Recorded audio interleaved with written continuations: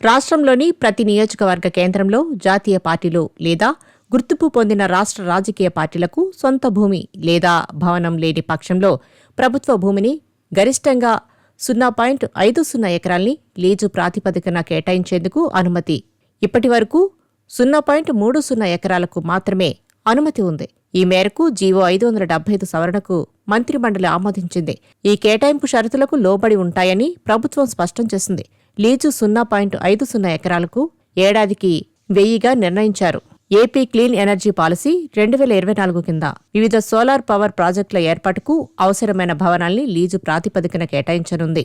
36 నెలల నిర్మాణం కాలం, 25 ఏళ్ల నిర్వహణ కాలం కింద ఈ భూముల్ని కేటాయిస్తారు. తాడిపత్రి మండలం తలారి చెరువు, ఆలూరులోని 2648.08 ఎకరాల ప్రభుత్వ భూమిని సోలార్ పవర్ కార్పొరేషన్కు ఇవ్వనుంది. గాలివీడు మండలం తూముకుంటలో 52.99 ఎకరాలు కేటాయించింది. గాలివీడు మండలం వెలిగల్లు గ్రామంలో 1187.58 ఎకరాల్ని కేటాయించారు. ఇక్కడ 500 మెగావాట్ల అల్ట్రా మెగా సోలార్ పార్కు ఏర్పాటు కానుంది. నంద్యాల జిల్లా గడివేముల మండలం గని గ్రామంలో 542.27 ఎకరాల్లో 1000 మెగావాట్ల అల్ట్రా మెగా సోలార్ పార్క్ ఏర్పాటు కానుంది. లీజు మొత్తంపై 10% చెల్లింపులపై ఈ భూమిని కేటాయించనున్నారు.